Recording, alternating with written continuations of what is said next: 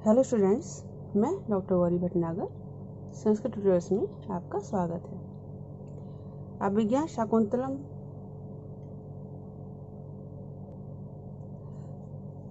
का तृतीय अंक पढ़ रहे थे हम।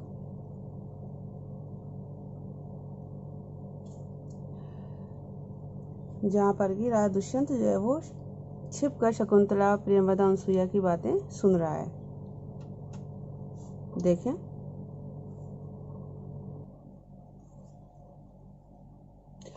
शकुंतला कहती है, कस्य वा अन्यस्य कथिष्यामि, और किसको कहूँगी। प्रियंवदा, अनसुईया शकुंतला पूछती हैं कि तुम्हारी इस तकलीफ का, पीड़ा का कारण क्या है। तो कहती है कि कस्य वा अन्यस्य, और किससे कहूँगी। आया मित्रिक इदानीं वाम भविष्यामि,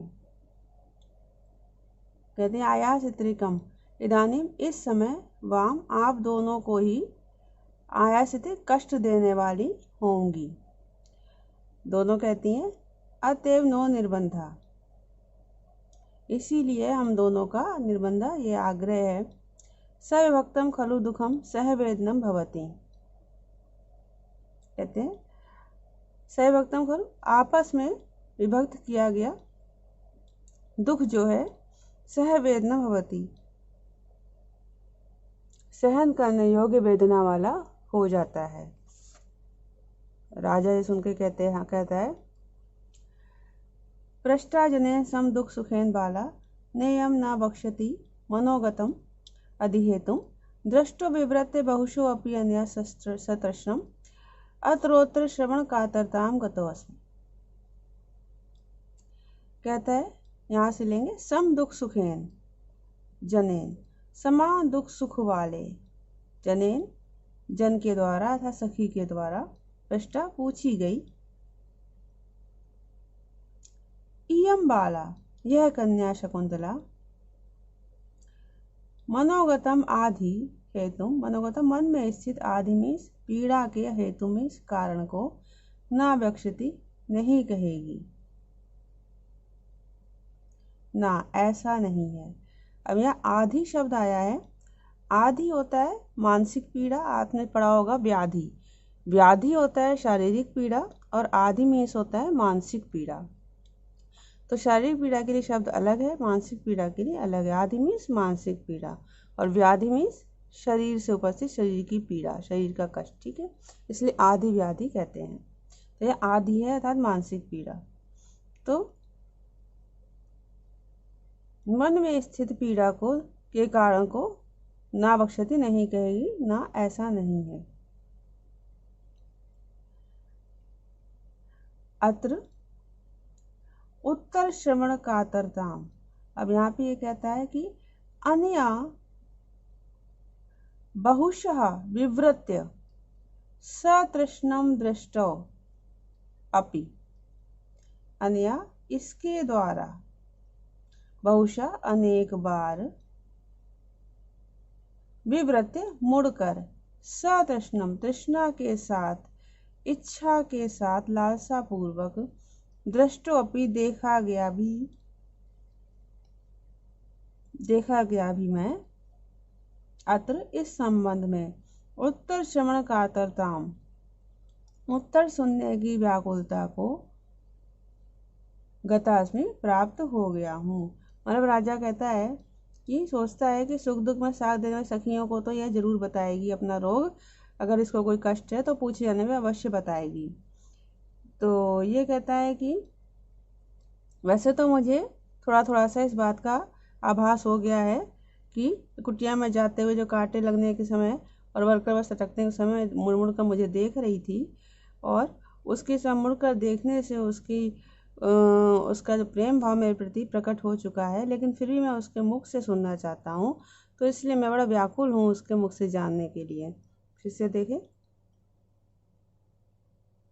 सम दुख सुखेन जनेन पृष्ठा, समान दुख सुख वाले जन के द्वारा, सखी के द्वारा पूछी गई,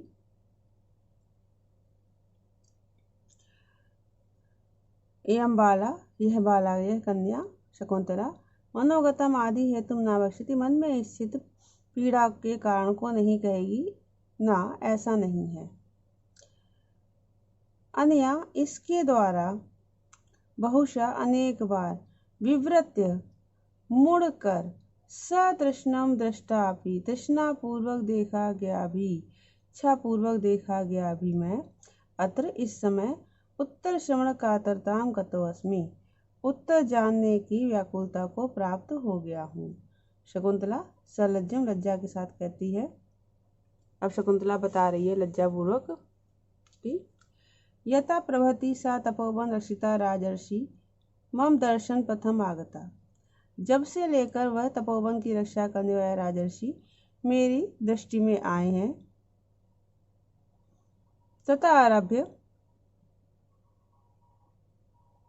तब से लेकर तदगतेन अभिलाषेण एतद अवस्थास्मि समृत्ता, उनके प्रति अभिलाषा के कारण, इच्छा के कारण ऐसी अवस्था को मैं प्राप्त हो गई हूँ। राजा सहर्षम खुश होकर कहता है, श्रुतम श्रोतव्यम, सुनने योग्य बात सुन ली। स्मरेव ताप हेतु निर्वापयिता सा एव में जाता, दिवस शिव अभ्र श्याम तप आतत्य जीव तप अत्यय जीवलोकस्य। अब कह रहा है स्मरेव में ताप हेतु, कामदेव ही मेरे संताप का कारण था। साएब वही तप अत्यय, और वही तपत्य तप की ग्रीष्म ऋतु की अत्यय समाप्ति होने पर जीवलोक से प्राणी समूह के लिए, जीवलोक के लिए अभ्र श्याम दिवसाए बादलों से काले हुए दिन के समान निर्वापयिता जाता, शांति देने वाला हो गया है। मतलब वो कहता है कि कामदेव ही जो मुझे पीड़ा दे रहा था वही मुझे प्रसन्नता शांति दे रहा है। क्यों शांति दे रहा है? जैसे कि दिन की गर्मी के बाद बादल से काले हुए दिन जो है वो शांति देता है, वैसे ही कामदेव भी मुझे शांति दे रहा है। क्यों दे रहा है? क्योंकि शकुंतला का जो पीड़ा है वो भी उसके सेम ही वही पीड़ा है जो दुष्यंत को है। तो दुष्यंत को यह जानकर प्रसन्नता हो रही है कि शकुंतला भी मेरे विरह में व्याकुल है। तो कहता है कि जो पीड़ा मुझे हो रही है वही पीड़ा मुझे आनंद दे रही है कि चलो कि एक तरफा ही नहीं है, शकुंतला को भी ऐसा ही कष्ट है, शकुंतला भी काम भाव से पीड़ित है। फिर से देखें, स्मरेव में ताप हेतु, कामदेव ही मेरे संताप का, मेरे पीड़ा का कारण था। और सय वही कामदेव तप अत्यय ग्रीष्म ऋतु की समाप्ति पर जीवलोकस्य प्राणी समूह के लिए अभ्र श्याम दिवसाएव बादलों से काले हुए दिन की तरह निर्वापयिता जाता, शांति देने वाला हो गया है। शकुंतला कहती है, तद यदि वाम अनुमतम, कहती तो यदि तुम लोगों की अनुमति हो, तुम दोनों की अनुमति हो, तथा मंत्रेथाम, तो ऐसा मंत्रेथम, ऐसा विचार करो, ऐसी मंत्रणा करो, यथा तस्य राजर्षि अनुकंपनीय भवामी, जिससे उस राजर्षि की अनुकंपा की पात्र बन जाऊं। अन्यथा स्मरतम माम, अन्यथा मुझे स्मरण ही रखना, मतलब मैं नहीं तो मैं मृत्यु को प्राप्त हो जाऊंगी, मुझे याद ही रखना। अब राजा कहता है, विमर्शेदी वचनम, राजा बोलता है कि विमर्शेदी, इसका जो वचन जो है वो मेरी उसको दूर करने वाला है, मेरे संदेह को दूर करने वाला है। प्रेमवदा जनांतिकम, एक और होके कहती है अनुसूये, दूरगत मनमथ है एवं क्षमा काल हरणस्य। अब प्रेमवदा ऐसा कहती है कि अनुसूया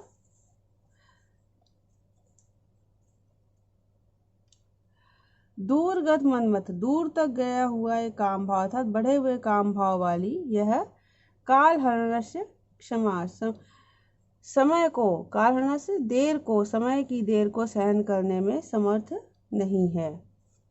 अनसूया जिनांतिकम एक और होके कहती है, यथा भरसी, जैसे कहती हो। प्रकाशम प्रकट में कहती, सखी, हे सखी, दृष्टिया अनुरूप ते अभिलाषा, सौभाग्य से तुम्हारी इच्छा जो है अनुरूप ही है। सागरम वर्जयित्वा कुत्र महानद्या अवतरति, अथवा सागर को छोड़कर महानदी और कहाँ उतरती है, कहाँ जाती है। मतलब कहती महानदी, बड़ी नदी तो सागर में ही जाकर मिलती, तो तुमने अपने अनुरूप ही वर को ग्रहण किया है। फिर यमदा कह रही है,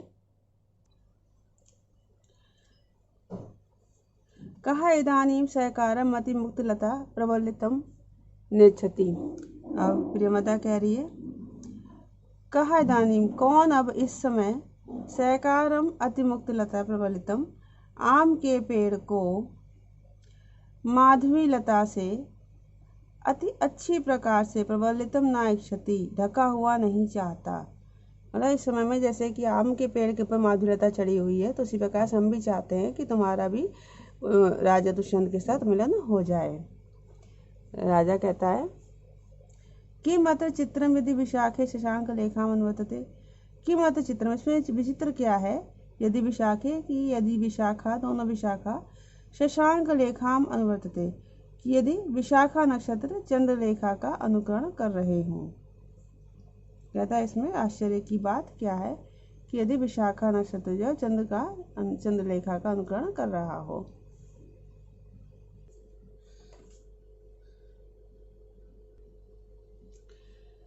अनुसूया कहती है, कहा पुनः उपायो भवेत् येन सख्या अविलंबितम निगूढ़म च मनोरथम संपादयावा।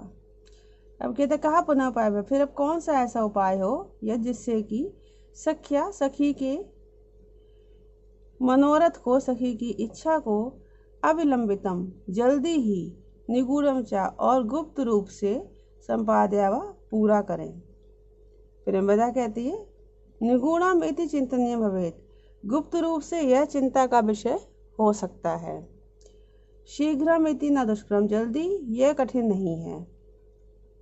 उन्होंने कहती जल्दी तो किया सकता है, लेकिन छिपे हुए रूप में करना यह थोड़ा दुष्कर है, कठिन है। अनुसूया कहती है, कथमे, वो कैसे। प्रेमदा कहती है, स राजर्षि अस्याम स्निग्ध दृष्टि सूचिताभिलाषा एतान दिवसान प्रजागर कृषि लक्ष्यते। कहते स राजर्षि, वह राजर्षि भी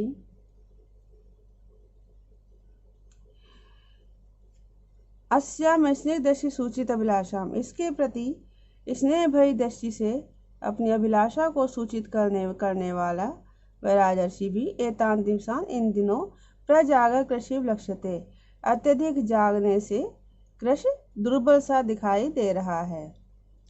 राजा कहता है, सत्यम इत्थम भूतो अस्मि, सत्य ही मैं ऐसा ही हो गया हूँ, तथा ही क्योंकि, क्यों ऐसा हो गया हूँ। इदम शिशिरे अंतस्तापाद विवर्णम मणिकृतम निशि निशि भुजन्य तापांग प्रवृत्ति भी अश्रुभि अनति लुलित ज्याघ्यातंगान मुहुर्मणिबंधनात् कनकवल्यम सृष्टम मया प्रतिसारते। कहता है कि निशि निशि, प्रत्येक रात्र में, भुज न्यस्त अपांग प्रवृत्ति, भुज न्यस्त अपांग प्रवृत्ति भी, भुजाओं पर रखे हुए, अपांग प्रवृत्ति भी, नेत्रों के, अपांग मीन्स कोने, नेत्रों के कोनों से बहने वाले, नेत्रों कोने से बहने वाले, अंतस्तापाद, हृदय के संताप के कारण, अशिशिरय, गरम, अश्रुभि, आंसुओं से, विमर्ण मणिकृतम, मलिन हुई मड़ियों वाला, अनति लुलित ज्याघात, अनित प्रत्यंचा के आघात के, जामिस प्रत्यंचा के आघात के चिन्हों का, अनति लुलित, अधिक स्पर्श न करने वाली, मणिबंधनात्, कलाई से, सृष्टम सरकता हुआ, इयम कनकवलयम, इदम यहाँ से उठाएंगे, इदम यह कनकवलयम सोने का कंगन, मुँह बार बार, मैं प्रतिसारते मेरे द्वारा ऊपर को सरकाया जा रहा है। मतलब कहना चाहता है कि मैं दुर्बल हो गया हूँ। तो सच बात है, क्योंकि मैं हाथ का तकिया बनाकर वो लेटता है तो नेत्रों से जो गर्म आंसू बहते हैं, से हाथ की कलाई में पड़ा हुआ मड़ियों से युक्त कंगन जो है वो उसकी मड़ियाँ भी मलिन हो गई हैं, और दुर्बलता के कारण कलाई के पतले हो जाने के कारण कंगन बार बार नीचे सरक जाता है, जिससे वो बार बार ऊपर सरकाता रहता है। फिर से देखें, निशी निशी प्रत्येक रात में भुज न्यस्त अपांग प्रवृत्ति भी, भुजाओं पर रखे हुए नेत्र के अपांग कोनों से प्रवृत्ति बहने वाले, अंतः तापात हृदय की पीड़ा के कारण, अशिशिर, शिशिर होता ठंडा, अशिशिर मीन्स गरम, गरम अश्रु भी आंसुओं से, विवर्ण मणिकृत मलिन हुई मड़ियों वाला, और ज्या आघात अनतिरुलित प्रत्यंचा के आघात के चिन्हों का, ज्या आघातंक प्रत्यंचा के आघात के चिन्हों का अधिक स्पर्श न करने वाली, मणिबंधनात् कलाई से सुस्तम सुस्तम बार बार सरकता हुआ, इदम कनकवलयम यह सोने का कंगन, मेरे द्वारा मुँह बार बार प्रतिसारते ऊपर को सरकाया जा रहा है। इस प्रकार राजा अपनी व्यथा को, पीड़ा को बताता है। तो इस वीडियो में इतना ही। साथ बने रहने के लिए धन्यवाद।